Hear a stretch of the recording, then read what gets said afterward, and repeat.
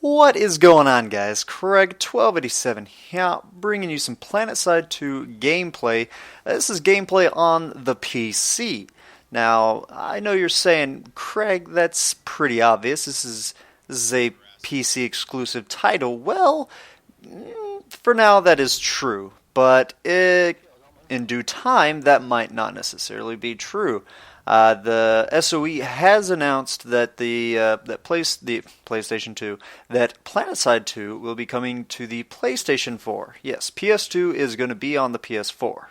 A whole lot of confusion there, I guess. But now, E3 did happen recently, and Sony was there. However, they didn't show PlanetSide 2 running on the PlayStation 4. Now, if there is footage of this out there, I am completely unaware. Please link me because I would love to see how the game is handling. Since I have not seen footage of it, and this is kind of a direct response to a user request, so that's what we're going to be talking about. We're going to be speculating on how PS2 is going to be on the PS4. Typically the most common thing people think of when they hear of a PC title going to the consoles is the graphics and the frame rate, or just the general performance. Again, this is all speculation. We only know bits and pieces of what the PlayStation 4 hardware will be, and we have absolutely no idea of the level of optimization that they'll be able to do for the title. So, this is all speculation. Now, it'll probably, I would assume, look like the game running on high. The game actually isn't very demanding in terms of the graphics. It's pretty much all CPU. Now, the PS4 does have a pretty darn decent CPU. It's got a whole lot of cores going on, and each core is moderately clocked high. And that's a pretty well-known thing, is that the PlanetSide on the PC, it's not exactly known for being the most optimized in the CPU area. A lot of people that have multi-core CPUs, which is pretty much, I'd say, over 95% of the people today, it doesn't even utilize all of their cores. Some people, it'll only utilize even one core. They've got screenshots of their task manager running, showing the usage on each of their cores, and some of their cores are just out being used pretty much 0%. So that's actually a good thing for us PC gamers when this game, if it does in fact actually come out on the PlayStation 4, because of the architecture of the PlayStation 4's CPU being very similar to what actual typical PC CPUs use, we might see a patch afterwards that does some good optimization, since SOE will, have been working on CPUs a lot more. Hopefully that made sense to some of you guys out there. Now, frame rate, I'm guessing it'll be 30. This game is a tough game to run. This is, of course, going to be dependent on a couple of things that I talk about here in a bit, but I'm thinking it'll run at 30. I highly doubt that they will get the game to run at 60, even if it's running on the lowest of low graphical settings. I just don't think that the CPUs on the PlayStation 4 are clocked high enough to draw in enough power for 60 frames per second. Or at least definitely not a constant 60 frame. It might jump up to it at a warp gate and things like that, but you're not going to see a locked in, steady 60 frames per second. Will there be PhysX? This is kind of a tricky thing, because PhysX is an actual NVIDIA feature. Whether the PlayStation could handle it or not, it's running AMD cards, so I doubt we'll be seeing PhysX on there, whether the horsepower could handle it or not. Are they going to see 2,000 players per continent? Yeah, probably not. I don't think, again, CPU and RAM, I don't think it's going to have enough. They might clock it down to 2,000 or to like 1,000 people per continent, something like that. But I don't think we'll be seeing 2,000 players per continent. In terms of the render range, I think it's going to be cut back quite a bit. I don't think you'll be seeing air that's what got me thinking: is air or anti-air going to be affected by these render distances and player render distances? If a lib can just fly through real quick and then exit your max's render range or your Skyguard's render range, and you can't really shoot them before they can exit the render range. I mean, that's definitely a game-breaking issue that they're going to have to focus on, is the PlayStation's ability to keep those render ranges very, very, very far to where air doesn't get screwed up. And that's pretty much all I can think of in terms of graphics and performance and things like that.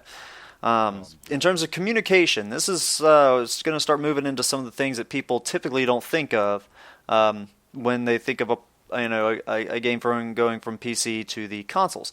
Communication. There's a lot of communication going on in PlanetSide. It is text communication and verbal communication. You don't have a keyboard support for the this is all assumed. I highly doubt they will allow for the keyboard to be supported in PlanetSide 2 on the PlayStation 4, which means region chat and command chat are, I guess they'll just have to use like a virtual keyboard, which, I mean, that just kind of sucks. So it could still be in there, but that's you really don't want to hamper people's ability to communicate, from the higher ups on down to your platoons and your squads. But time will tell. Then in terms of the voice chat, there's a lot of different channels to chat. In PlanetSide, you have the proximity chat, you've got squad chat, you've got platoon chat, you have division chat. So I don't know how you would on the fly select, without having to go to a menu and doing a drop down bar and saying like, now my chat options are going to be on this channel. Like, I don't know how you do that. I'm not a game developer, but that just seems like a very difficult thing for them to do. So communication probably going to take a massive hit. I know a lot of people have mics on the PlayStation 3 and will so on the PlayStation 4, but in terms of the different channels, there's so many players in this game that you have to have selective voice channels so that not everybody's just listening to everybody. Now moving on to just sort of miscellaneous issues, the map screen. There's a lot going on in the map UI for PlanetSide 2. The biggest problem, from filters and all sorts of things like that, switching from continent to continent, those could easily be done with the bumper, trigger things, but the selection of, specific things, like putting a waypoint down, your personal waypoint, your squad waypoint, your platoon waypoint, if you're leaders, how do you, I guess you just...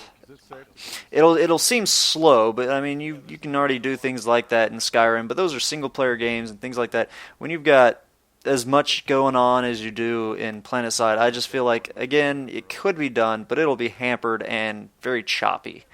And then there's the locations of the attack here and defend here, when you see the little crosshair and the shield.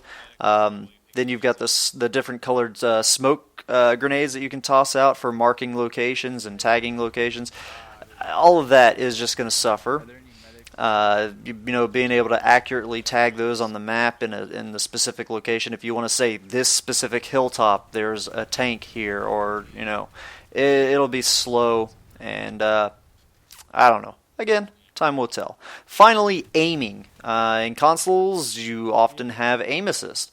In PlanetSide, it is massive. There is so much area in PlanetSide. There's a lot of long, very, very long distance shots that have to be taken sometimes, especially with vehicles and things like that. So I don't know how aim assist is going to be handled. Will there even be any with it being an MMOFPS? I don't know. I don't know how they handle that. So these are just kind of my thoughts on it. Obviously, nothing is certain here. It is all speculation, all just assumed. What do you guys think? Post it here. I would love to hear the discussion.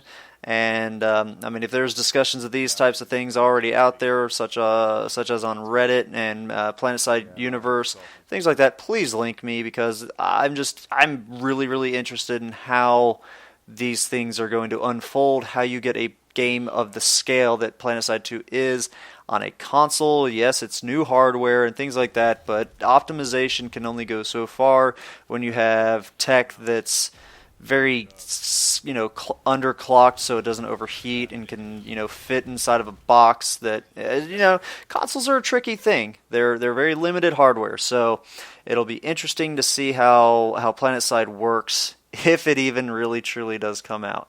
Hope you guys enjoyed the gameplay. Hope you enjoyed the discussions, and I'm looking forward to seeing what you guys have to say and comment and correct me on and all sorts of good stuff. Have a good one. Ta-ta.